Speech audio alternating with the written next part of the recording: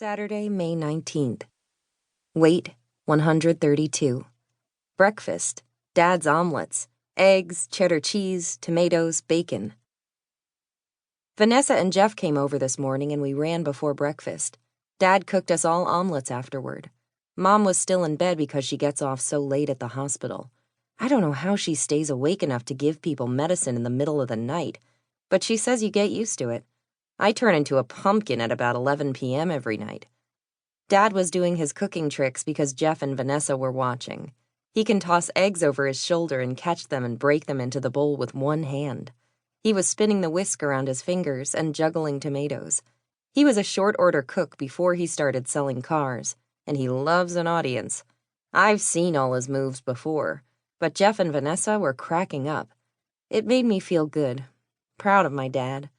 He never went to college or anything, but we have a really nice house, and great cars, and everything because he's so smart and worked his way up until he was able to buy his own dealership. I texted Jill and she walked over while we were eating. Dad tried to get her to have an omelet, but she would only eat a bite of mine, then immediately pulled out her phone. Vanessa and I had just been saying we didn't know how we were going to remember every single thing we ate every single day without carrying these food diaries around with us all the time. And Jill smiled and waved her phone at us.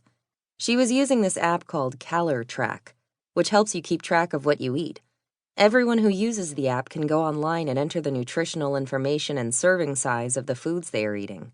In the app, you can search for the food you have just eaten or about to eat, and it records the calories. You can set goals to lose weight or gain weight, and it charts your progress online. You can even print out a report of what your calories are over a week or a month. This was a revelation. Vanessa and I immediately downloaded this app. Naturally, Jeff did too.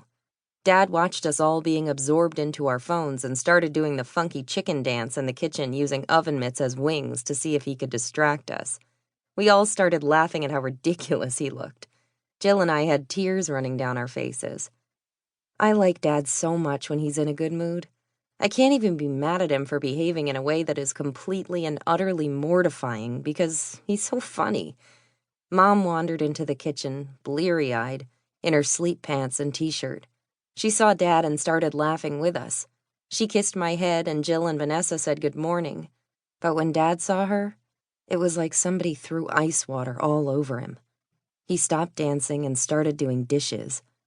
I don't think anyone else noticed, except Mom. I don't know why Dad won't let her be part of the fun. He handed her a plate with an omelet without smiling and turned back to the sink. Mom sat and talked to us while she cleaned her plate, but I couldn't take another bite. I just wanted Dad to come sit down with us. Mom: "These are so good. Dale, come sit down and have one with us." Dad: grunt from sink. Jeff: "His cooking is almost as good as his dancing." Vanessa: "Do the funky chicken again." Mom: "I always miss the good stuff." Dad, under his breath: "Not much of it." No one heard Dad but me because I was sitting closest to the sink, and because Jeff was trying to demonstrate the funky chicken dance. Mom laughed at Jeff's attempt, then asked me if I was going to finish my omelet. Dad turned around and shot daggers at her. He opened his mouth to say something, but then glanced at Jeff and Vanessa and Jill, and turned around again. Me: "It's all yours, Mom. I'm stuffed." Dad didn't think I saw him roll his eyes, but I did. How can he go from somebody I love to somebody I hate in the span of 4 minutes? AM snack: nothing. Still full from breakfast. Dad's omelets are huge. Lunch: tuna fish sandwich with tomato, carrot sticks, barbecue potato chips. PM snack: You Go Yum yogurt, chocolate swirl, small, with bananas, pecans, chocolate chips, and hot fudge. After her rehearsal at City Youth Ballet, Jill texted me and asked me if I wanted to get yogurt. She drove by my place and picked me up, her hair in the signature bun of ballerinas everywhere.